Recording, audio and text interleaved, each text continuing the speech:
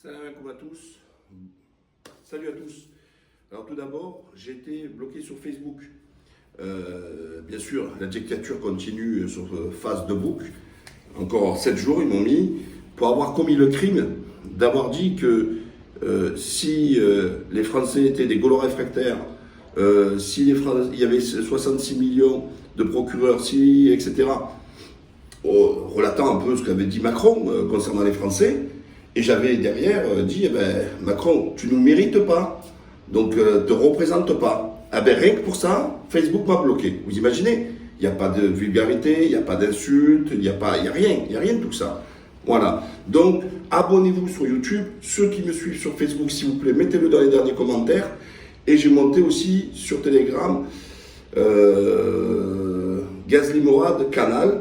Comme ça, là-bas, je suis tranquille. Voilà. Ouais, je ne subis pas cette dictature de la pensée. Maintenant, revenons au sujet qui est très important à mes yeux. Vous avez vu qu'il y avait eu deux amendements concernant le fait d'interdire le port du voile pour les filles mineures. Et juste après, heureusement que l'amendement n'est pas passé, mais bon, rien ne nous dit que plus tard, ils vont y aller, parce que en termes de perte de liberté et de la chasse aux musulmans, vous inquiétez pas, ça monte crescendo, il n'y a aucun souci. Donc, au Sénat, font une proposition de loi pour laquelle, il est prévu, il y a un débat entre les sénateurs de savoir s'il faut mettre la majorité sexuelle, c'est-à-dire permettre à un enfant d'avoir une relation consentie avec un adulte à 13 ans ou à 15 ans. Ça va partir maintenant au Parlement, ce qu'on appelle la navette. Alors moi je vous pose la question.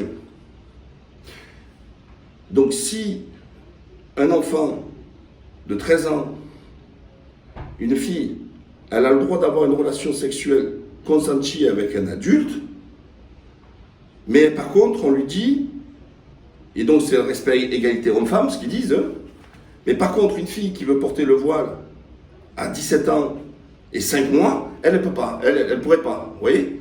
Donc vous voyez, il y a dans quelle société on va. Donc c'est-à-dire que, comme on l'a vu pour les adultes, plus vous êtes, comment vous dire, pour moi c'est la décadence, transsexuel, tout ça, etc. On dit non, mais vous c'est votre liberté.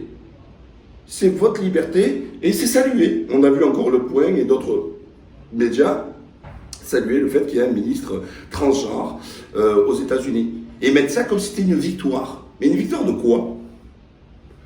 Pour moi, encore une fois, j'ai rien contre les homosexuels, j'ai rien contre les transgenres, mais j'ai rien pour non plus. Moi, chacun fait ce qu'il veut dans sa sexualité. Ce que je ne veux pas, c'est qu'on instrumentalise et que ça devienne presque un phénomène de mode, comme si c'était une forme d'émancipation. Parce que quand on monte ça en exergue, comme si c'était une victoire, c'est considéré comme si c'était normal, un progrès de société. Pour moi, ce n'est pas un progrès de société. Il y a toujours eu de l'homosexualité, il y a toujours eu ça, etc. Mais dans la sphère privée. Par contre, on fait la chasse pour un morceau de tissu. Vous imaginez? Donc, on l'a bien compris. On a compris le modèle occidental qui est, pour moi, dépravé, qui est en perte de repère, qui ne fait plus d'enfants. On a vu avec une baisse catastrophique de la natalité.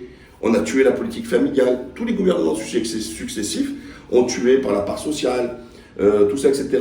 Donc aujourd'hui, rien n'est fait pour encourager les familles à avoir plus d'enfants. Il n'y a plus de politique familiale. Mais par contre, on met en avant des pratiques qui sont minoritaires et qui est contre nature.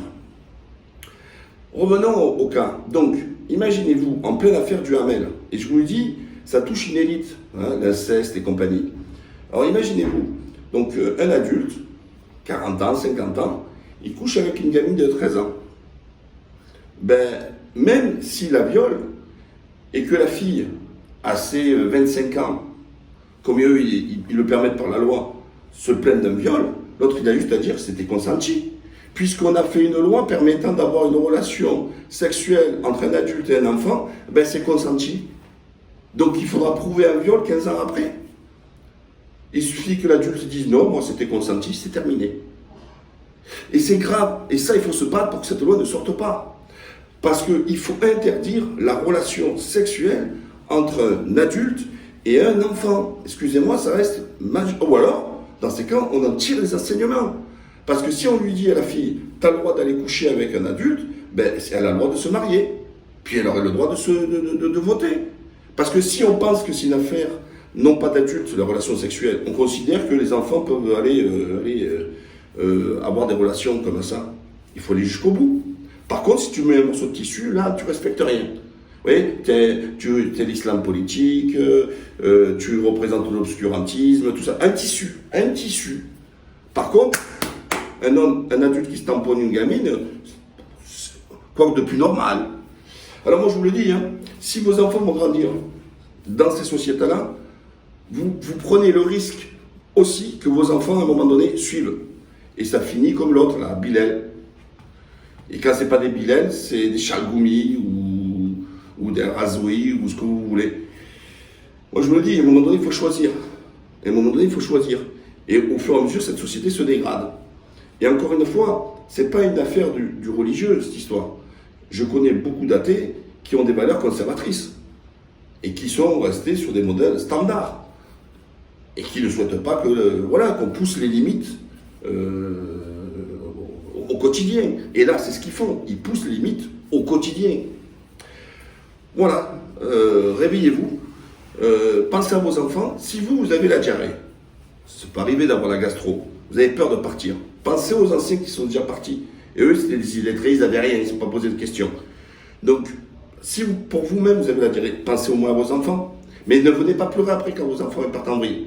Parce que quand on construit une société, en plus le lavage de crâne qu'ils font à l'école, hein, à l'école, il faut leur changer. Hein, il faut comme l'avait dit Rossignol à l'époque, secrétaire d'État, je crois, à l'Éducation nationale, hein, elle dit, en gros, les cerveaux de vos enfants nous appartiennent. C'est à l'État à former les cerveaux. Et vous, les parents, vous n'existez plus. Voilà. J'espère que ça vous apportera un peu de réflexion, mais surtout de passer à l'action. À la prochaine.